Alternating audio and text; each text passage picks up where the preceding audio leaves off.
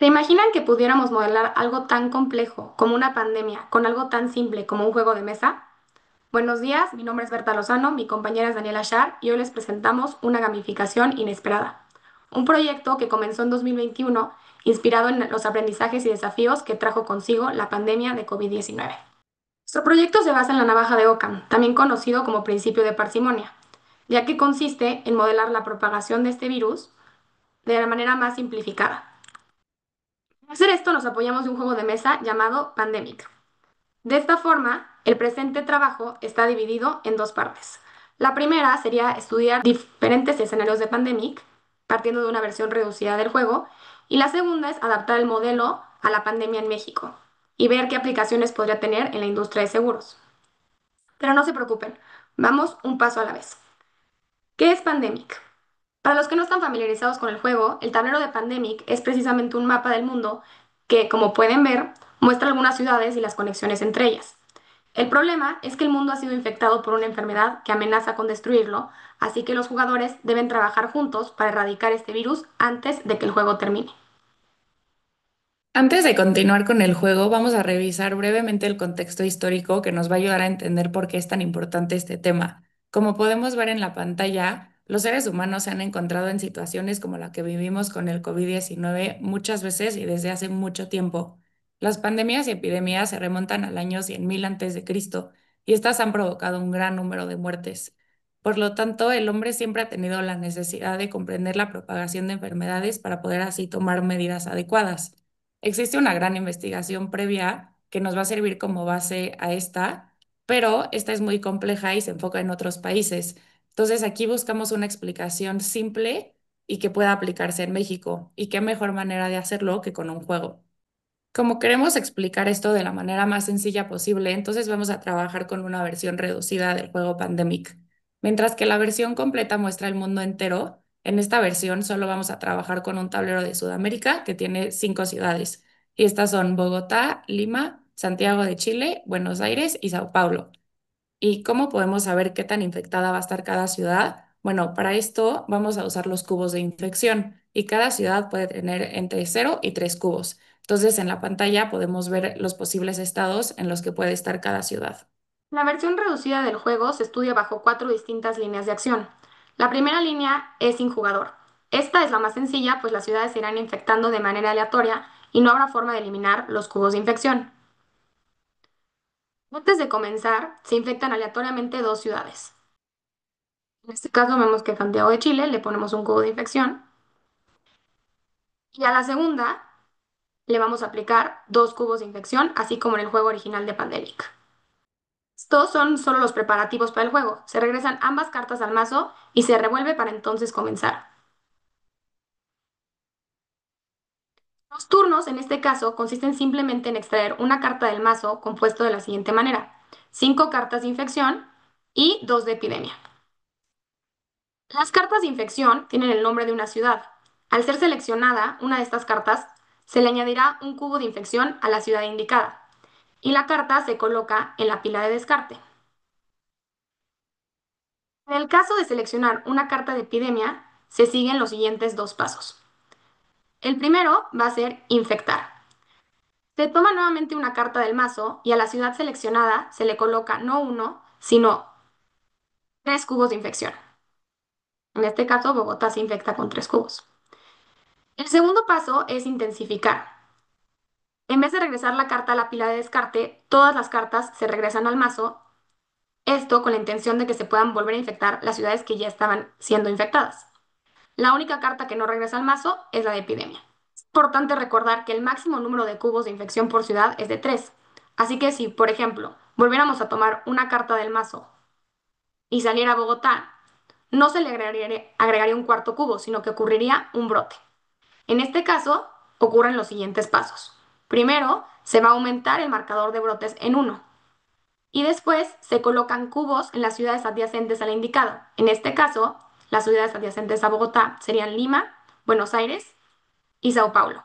En caso de que se volviera a seleccionar una carta cuya ciudad ya tiene 3 cubos de infección, se siguen exactamente los mismos pasos.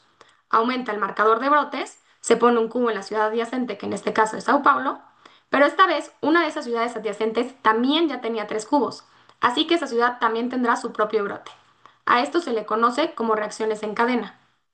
Así que volvemos a aumentar el marcador de brotes y agregamos un cubo en las ciudades adyacentes. Es importante mencionar que Buenos Aires no volverá a tener el brote, pues ya lo tuvo y se producirían brotes infinitos. Ahora podemos ver el árbol de probabilidad por turno. Sabemos que tenemos 2 cartas de epidemia y 5 cartas de infección, así que la probabilidad de tomar una carta de epidemia en el primer turno sería de 2 séptimos y de tomar una de infección sería 5 séptimos. Estas probabilidades van cambiando a medida que sacamos las cartas. El juego va a poder terminar de 2 formas. La primera, si el marcador de brotes llega a 3, y la segunda es si ya no quedarán más cartas en el mazo para robar. Considerando estas reglas, se van a poder dar los siguientes cambios en los estados en cada turno. Podemos ver que como no hay un jugador en esta línea de acción que va a estar quitando cubos, entonces el número que hay en cada ciudad no va a poder disminuir, solo puede aumentar. Puede aumentar en un cubo de dos maneras: si sale una carta de infección con esa ciudad o si hay un brote en una ciudad adyacente. Ahora solo va a poder aumentar en 2 cubos si se da un brote en 2 ciudades adyacentes y puede aumentar en 3 cubos si sale una carta de epidemia. Esto puede provocar brotes y es importante mencionar que cuando ya se cuenta con 3 cubos no se puede salir de este estado, ya nada más se van a ocasionar brotes y reacciones en cadena. Como se puede ver en el tablero de Pandemic y en su versión reducida, las conexiones entre las ciudades son muy importantes en cómo se propaga el virus, y esto lo podemos estudiar matemáticamente a partir de la teoría de grafos. Los grafos son estructuras discretas compuestas por dos conjuntos. El primero es un conjunto B, que los elementos se denominan nodos, puntos o vértices de G, y en Pandemic serían las ciudades. Y el segundo es un conjunto de aristas que unen los nodos entre sí, que en el juego serían las conexiones entre las ciudades. La conexión entre dos ciudades es bidireccional, entonces este grafo es no dirigido. Como existen múltiples aristas que llegan a un mismo nodo, entonces el tablero es un multigrafo. Y como para cualquier par de nodos existe un camino en el grafo que los une, el grafo es conexo. Para medir la importancia de los nodos en un grafo se utilizan las medidas de centralidad. Y estas son útiles para analizar la propagación del virus, crear estrategias y así poder obtener conclusiones. Primero está el grado, que es el número de conexiones que cada ciudad tiene. Entre mayor sea el grado de la ciudad, más importante es, ya que esto va a definir la severidad de los brotes. Después está la centralidad del eigenvector, que no solo toma en consideración el número de conexiones de una ciudad, sino también el número de conexiones de las ciudades a las que ésta está conectada. Entonces, esta medida es útil para los brotes causados por un brote en una ciudad adyacente. Para calcular esta medida es necesario obtener la matriz de adyacencia, y esta matriz va a mostrar un 1 si hay conexión entre las ciudades y un 0 si no la hay. La medida de centralidad se calcula obteniendo el eigenvector del eigenvalor más grande de la matriz de adyacencia. La intermediación mide la frecuencia con la que un nodo aparece en el camino más corto entre nodos de la red. La cercanía es la distancia media desde un nodo inicial a todos los demás nodos del grafo, tomando los caminos más cortos siempre. Y finalmente, la excentricidad es la distancia desde un nodo al nodo más alejado de él en la red, tomando también las distancias más cortas. Analizando las medidas de las ciudades del juego, podemos ver que Bogotá es la ciudad más importante y que Santiago de Chile es la ciudad menos importante. Para simular esto, optamos por trabajar con Python y para esto se utilizó un vector de 2 estados con 12 entradas. Las primeras 5 entradas muestran el número de cubos que tiene cada una de las ciudades, así que toman valores entre 0 y 3. Las últimas 7 entradas muestran las 7 cartas de nuestro mazo, mostrando el valor 1 si la carta está dentro del mazo y el valor 0 si está en la pila de descarte. Esto nos da más de 130.000 posibles estados, por lo que Python fue de gran ayuda. El algoritmo seguido fue el siguiente, es precisamente lo que les explicamos anteriormente. Se muestran los diferentes ciclos que se van a poder seguir en caso de que se tome cierta carta del mazo, ocurran brotes o epidemias. La conclusión siempre es la misma, el mundo siempre se destruye, a veces en más turnos, a veces en menos, pero es inevitable su pérdida. Después de simular el juego 100.000 veces, estos son los resultados que obtuvimos. Primero, podemos ver que Bogotá es la ciudad que cuenta con más cubos promedio al final del juego. Esto es por sus altas medidas de centralidad que expliqué anteriormente. En general, si dejamos que el juego siga su curso natural, infectando ciudades sin ninguna intervención, este se va a acabar muy rápido, a veces en un solo turno. En el histograma de las epidemias podemos ver que la mayoría de las simulaciones salen las dos cartas antes de que termine el juego. Esto refleja que a veces sacar estas dos cartas es precisamente lo que hace que el juego se acabe. Y en cuanto a los brotes, también podemos ver que son muy pocos los juegos simulados que terminen con cero, uno o dos brotes. Esto confirma que las conexiones entre las ciudades son muy importantes, ya que están relacionadas con la severidad de los brotes que afectan mucho al juego, ya que termina cuando el marcador de brotes llega a 3. Ahora analizamos una segunda línea de acción en la que ya añadimos un jugador, pero este jugador no seguirá una estrategia. Al igual que en la forma pasada, se infecta una ciudad al azar con un cubo y otra con dos cubos, y esta vez comienza un jugador igualmente en una posición aleatoria. Los turnos cambiarán un poco, pues estarán compuestos de movimientos del jugador y movimientos del juego. Primero, el jugador realizará dos acciones que pueden ser: la primera, trasladarse a una ciudad adyacente de manera aleatoria, y la segunda es eliminar un cubo de infección de la ciudad en la que está. Es importante mencionar que el jugador siempre va a priorizar la eliminación de cubos si en la ciudad en la que se encuentra parado hay alguno. Después ya optará por moverse a otra ciudad. Después el juego infectará ciudades con las cartas del mazo, tal y como lo hacía en la versión anterior. En este caso, por ejemplo, que se selecciona Buenos Aires, se va a infectar Buenos Aires. Ahora, el jugador que está parado en Lima elige aleatoriamente moverse entre Bogotá o Santiago de Chile. Y como no hay cubos de infección, entonces volverá a moverse a otra ciudad con su segunda acción.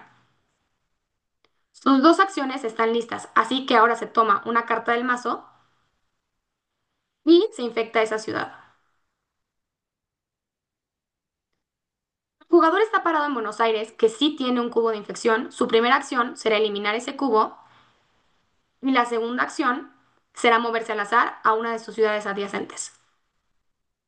El juego continúa con su turno y nos damos cuenta de que si seguimos con ese ritmo, el juego continuará infectando y será muy poco probable que el jugador logre quitar todos los cubos de infección a tiempo.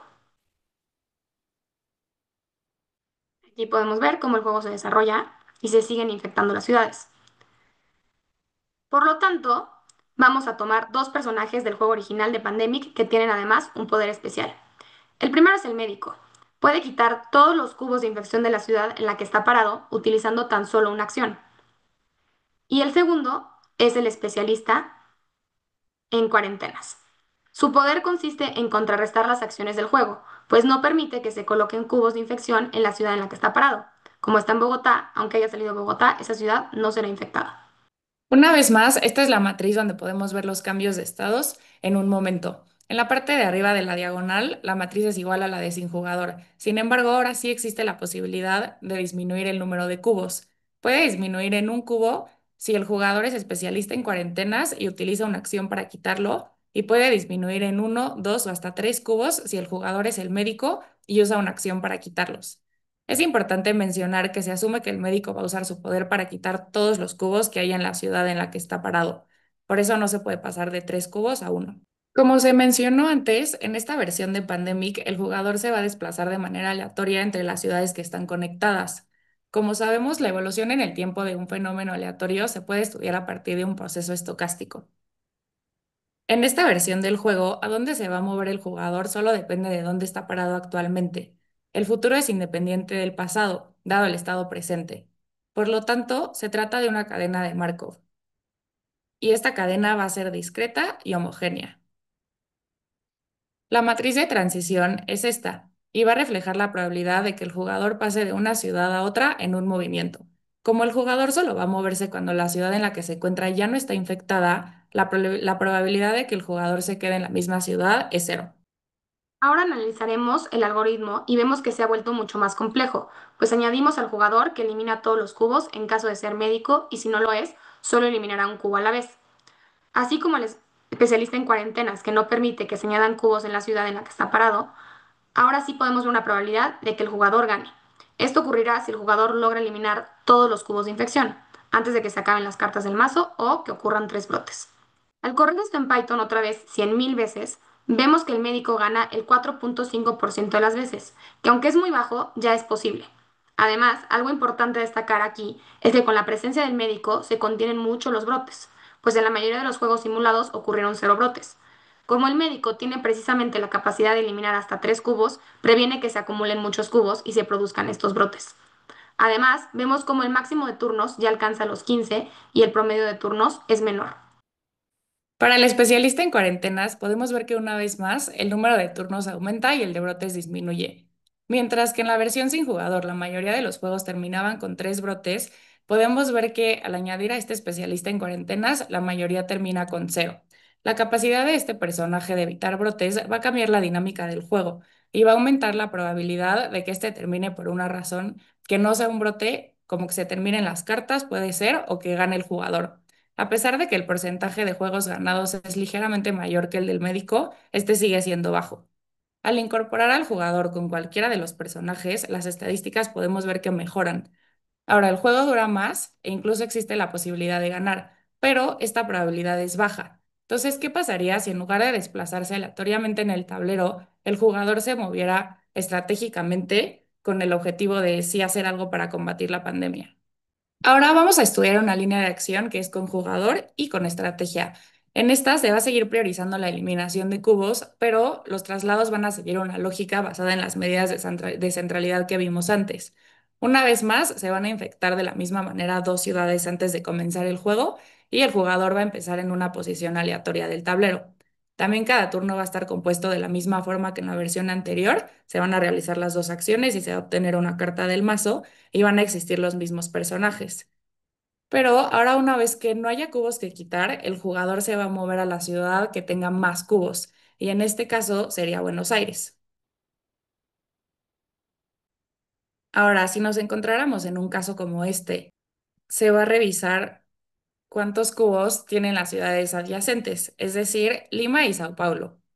Si entre estas ciudades adyacentes hay un empate, se va a revisar el número de cubos de las ciudades conectadas a estas ciudades adyacentes. O sea, para este caso sería Santiago de Chile y Buenos Aires.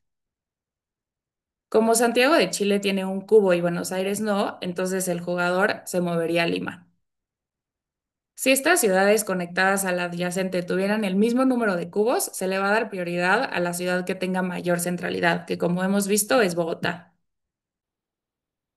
Una vez más, analizamos el algoritmo seguido en Python y podemos ver cómo cada vez se vuelve más complejo, pues ya considera la estrategia.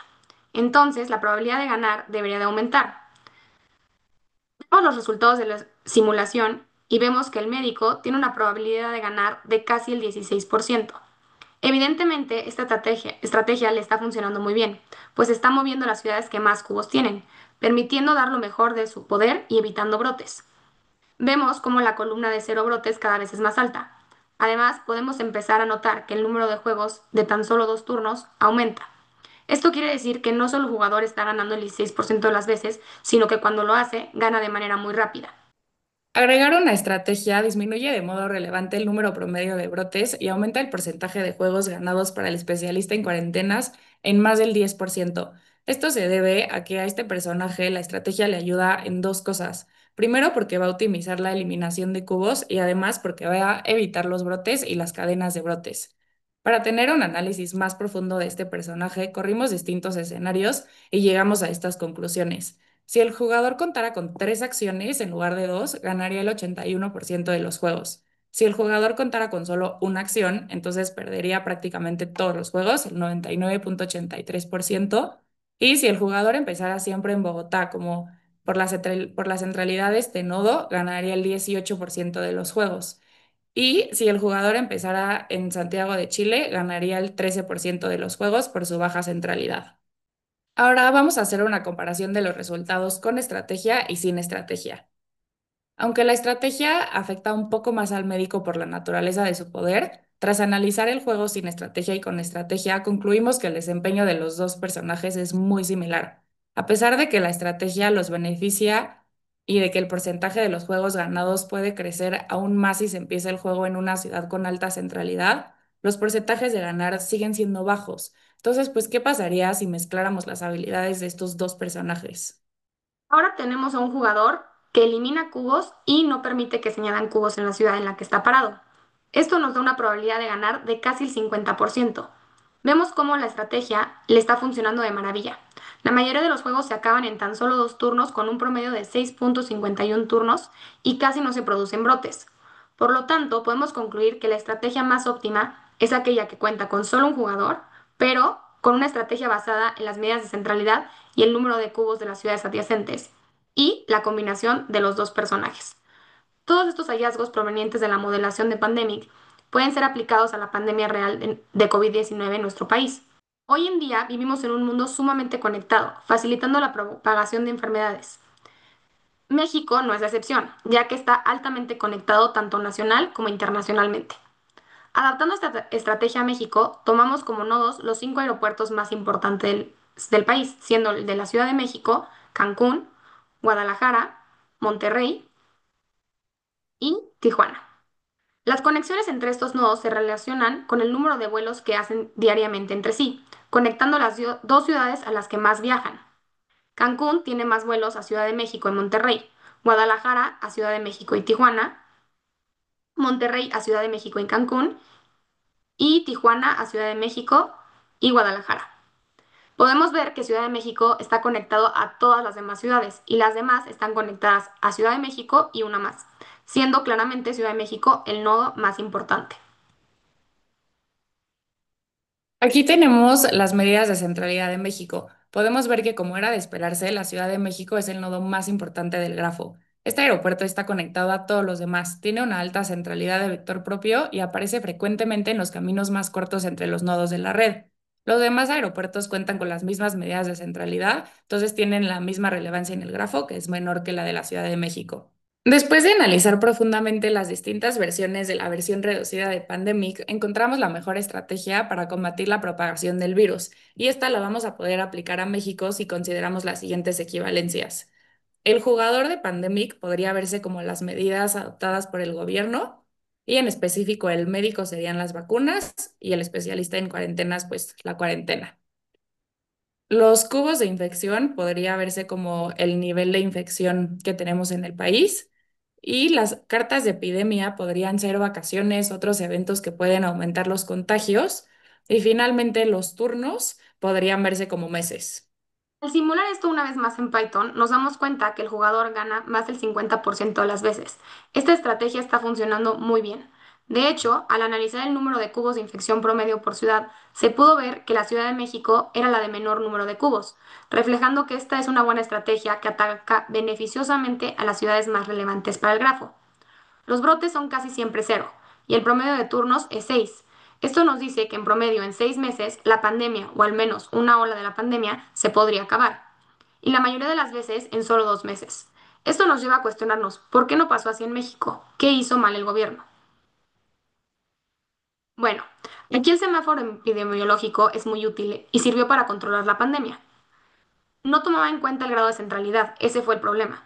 Por ejemplo, en este caso tenemos a Guadalajara y Monterrey en semáforo rojo y la gente está en cuarentena y no puede salir, pero la Ciudad de México está en verde. Entonces, ¿qué pasa? La gente de Ciudad de México viajaba a Monterrey y luego a Cancún, infectando ambas ciudades. Al ser la ciudad con mayor centralidad, Ciudad de México siempre debería estarse cuidando, pues de ahí se esparcen la mayoría de los brotes. La estrategia más ventajosa para la aplicación de vacunas es aquella que va a priorizar las ciudades más infectadas y las más conectadas, como hemos visto a lo largo de este proyecto. México cumplió con esta parte de la estrategia, ya que la Ciudad de México es la entidad federativa con más vacunas aplicadas, pero el proceso de vacunación en México no fue el más eficiente. En 2022, México ocupaba el lugar 83 en la lista de países con más vacunados. Entender cómo se propagan las enfermedades, como se hizo a través del juego de Pandemic, es muy útil, ya que emergencias sanitarias como la pandemia van a impactar de manera directa los seguros de vida y los de gastos médicos mayores. Las enfermedades de esta magnitud van a aumentar mucho la siniestralidad, van a elevar los costos médicos, van a modificar el comportamiento del uso de los servicios de salud y van a generar riesgos difíciles de prever. Entonces, al modelar de forma accesible estos fenómenos, se va a hacer más fácil la identificación de factores clave que van a poder mejorar la gestión del riesgo y la toma de decisiones en las aseguradoras. Este modelo que desarrollamos nos va a permitir lo siguiente: Primero, simular escenarios de contagios masivos. En el proyecto modelamos cómo se propaga una enfermedad sin intervención, que fue la de sin jugador, observando cómo afecta a las diferentes ciudades según su conectividad. Y este algoritmo lo podríamos usar en aseguradoras con el fin de identificar las regiones que tendrían el mayor número de reclamaciones por gastos médicos o fallecimientos en este tipo de situaciones.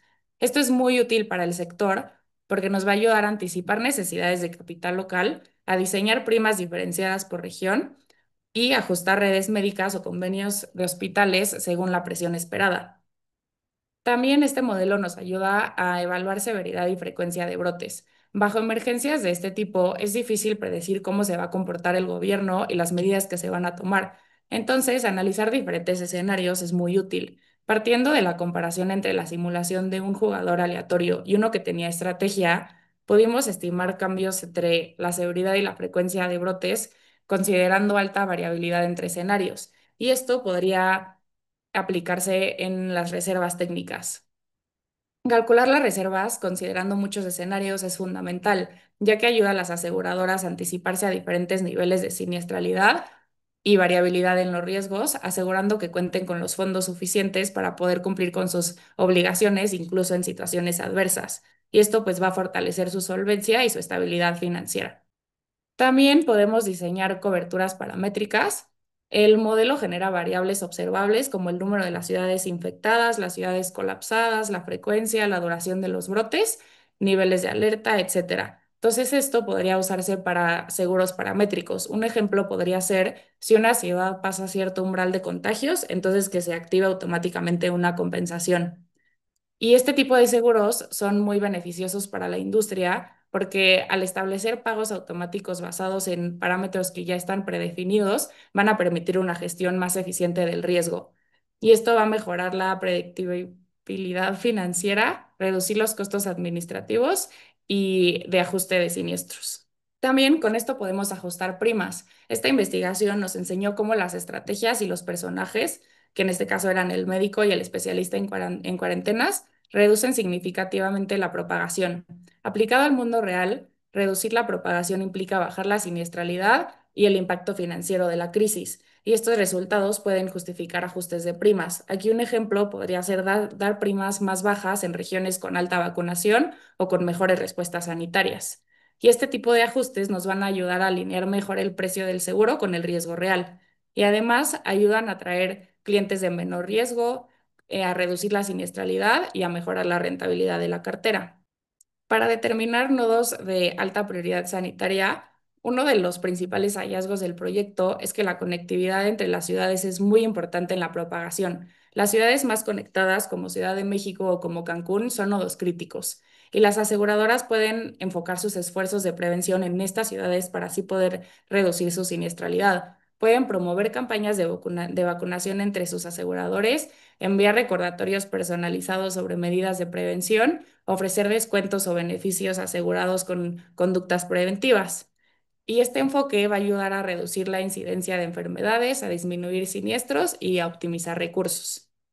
Y finalmente, también con este modelo podemos cuantificar los riesgos catastróficos. Al comparar los distintos escenarios, desde el peor hasta el más controlado, como lo hicimos con Pandemic, se puede estimar el tamaño de las pérdidas potenciales en casos extremos, o sea, riesgos catastróficos. Y esto es clave para determinar si la aseguradora necesita o no necesita reaseguro. Conclusión, esta investigación nace del cruce entre un desafío global, la pandemia de COVID-19, y una oportunidad única de innovación en la ciencia actuarial.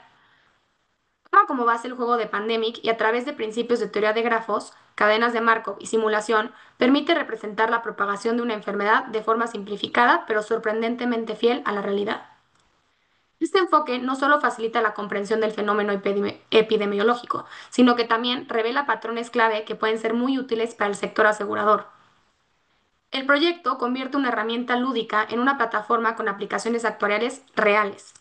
Identifica ciudades con mayor conectividad que son clave en la propagación del contagio, facilitando decisiones sobre capital, redes médicas, primas diferenciadas y reaseguro ante escenarios catastróficos.